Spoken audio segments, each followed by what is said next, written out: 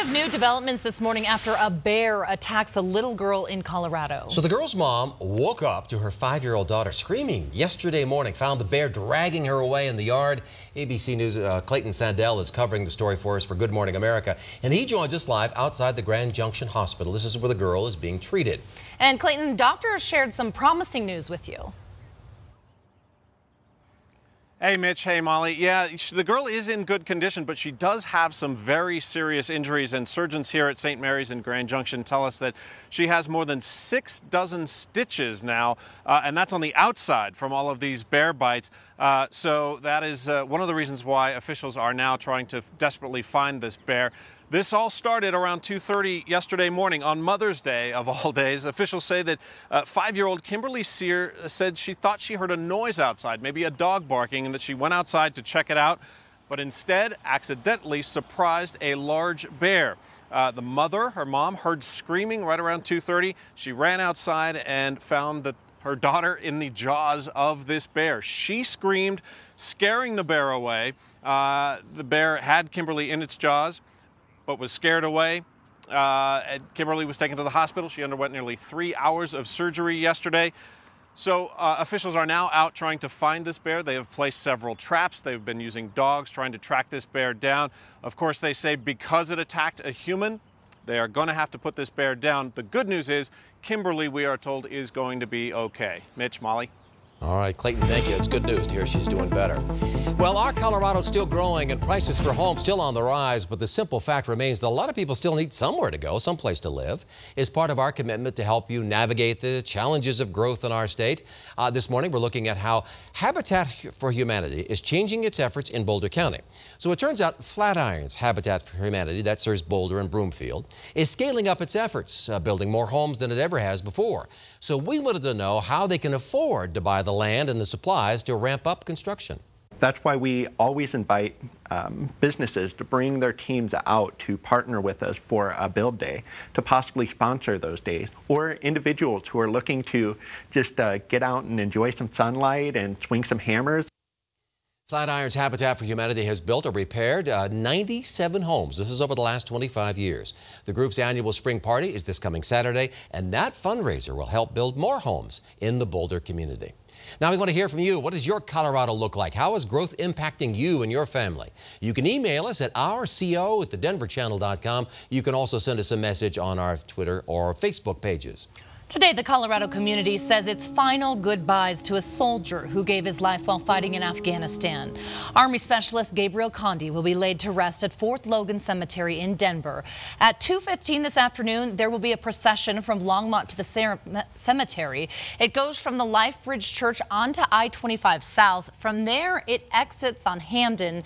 It continues onto Lowell before arriving at Fort Logan. Now, if you are driving and you see the procession, you're asked to pull over and stop to pay your respects to the fallen soldier.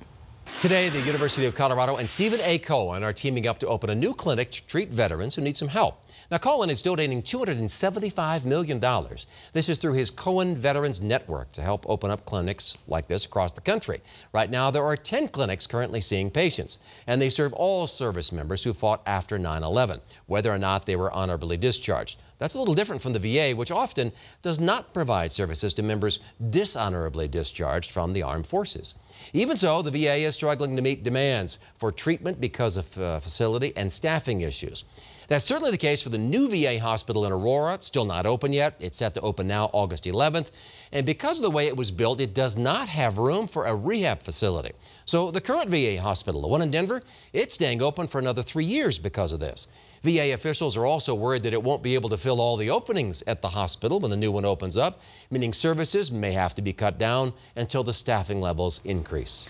In just a short time, cleanup crews will head down to part of the South Platte Trail to remove trash homeless people left behind. Critics say it's a homeless sweep. People supporting the cleanup say it's a health concern. Denver 7's Megan Lopez is live there this morning. And Megan, this is right along a busy stretch of the highway. Yeah, Molly, it's right along I-270 and I-76. So to give you a better idea of where I'm standing, if you're heading westbound on I-270 right before the I-76 exit and you look outside of your passenger side window, you can actually see that homeless encampment from the highway. And to give you a different perspective, we want to show you a Google satellite image. And if you look at that Google satellite image closely, you can see that there's so much trash in the area. It's actually caught on those satellite images. Just look for like the blue and white speckles. Now here's another look. Our photographer came down here yesterday during the daylight, and what he found was just piles and piles of trash bags. There is clothing all over the place. There are bicycle parts. There are some mattresses and even some shopping carts in this area. Xcel Energy says that this is a health and safety concern, and it says it's private property.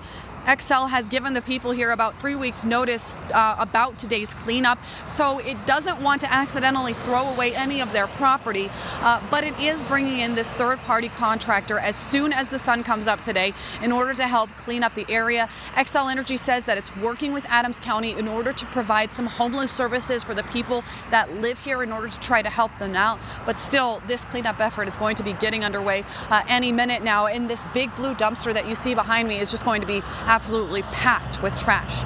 I'm live off of I-270. Megan Lopez, Denver 7. This morning, teachers in the Pueblo School District are returning to the classroom. Teachers voted overwhelmingly to end their 5-day strike after the district agreed to give them a 2% pay raise for this school year. Now, that deal also includes a 2.5% cost of living increase come September and an additional $50 contribution from the district toward insurance premiums. Representatives of the teachers union say it's a fair deal for both teachers and the district. New this morning, there's a push to get mental health treatment into schools with the suicide rate among teenagers rising. Nicole Brady joins us from Greenwood Village. And Nicole, experts say schools really are the front line in fighting this problem.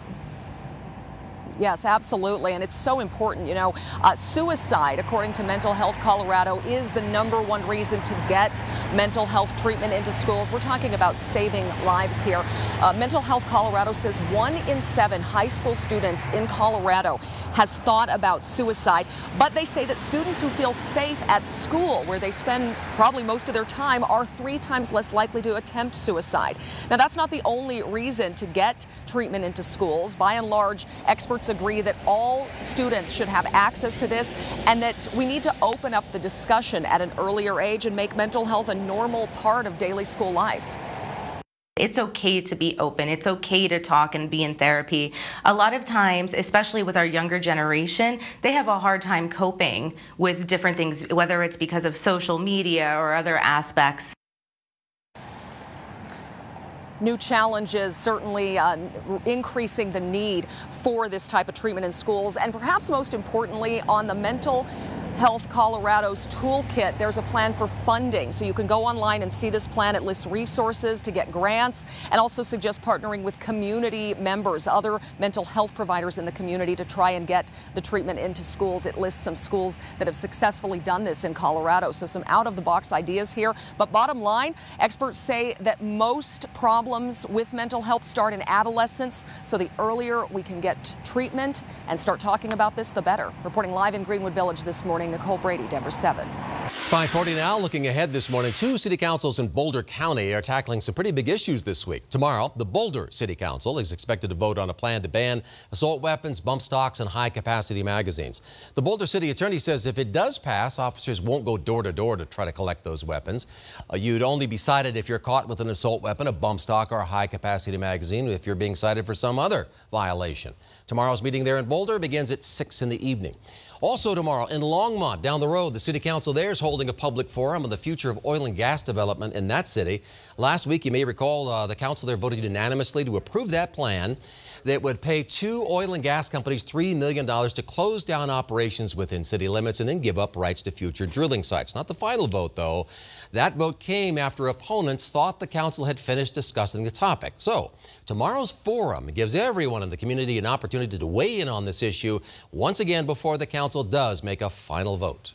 The project to fix I-25 between Castle Rock and Monument has taken another step forward. That's always good. Progress. We like that. So Jason's here to tell us about that. Yeah, one big step that had to be completed first was the environmental survey and that assessment. Now that that's complete, we can all go take a look at it, and it's available for you to look at right now. The gap is that 18-mile stretch of I-25 between Castle Rock and Monument, where the highway is just 2 lanes in each direction instead of 3. CDOT says they still believe adding a toll lane in each direction would improve safety and travel reliability.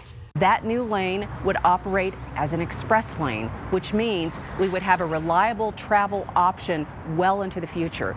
You would pay a variable toll based on the time of day. CDOT also plans to widen the shoulders on each side of the highway to give emergency crews a safety area to work when there's a crash or a breakdown. You can learn more about this plan and give your 2 cents at the public meeting that's happening tonight at the Douglas County Fairgrounds. The public hearing will start at 5:30. It goes till about 7:30. CDOT wants to start on construction as soon as possible, but they are still looking for the money to do it. Oh, yeah. There's always that. Comes down to money. Got to pay for that. All right. Thanks, Jason. It has been more than 6 weeks since the Public Utilities Commission gave RTD permission to start removing those flaggers along the A line from Union Station to the airport. However, those flaggers are still there. RTD told Denver 7 that's because the commission is doing its own testing and analysis on the grade crossing technology. They're going crossing by crossing, and that's taking some time. As for quiet zones along the A line, RTD says several communities have applied for those quiet zones, but those applications won't be reviewed until the grade crossing review is finished. It's now 5:43, and you can see by about 11 o'clock, things will clear up a little. We'll see a bit of sunshine and then more storms, and it looks like timing-wise, it'll be by early afternoon, so between 1 and 3 o'clock here in Denver, and then most of those storms will be east of town by about 4 to 5. And before those storms roll in, we're still dealing with the storms from overnight, and it's actually drying out in a lot of locations. We'll take a look at the building traffic coming up in just a minute.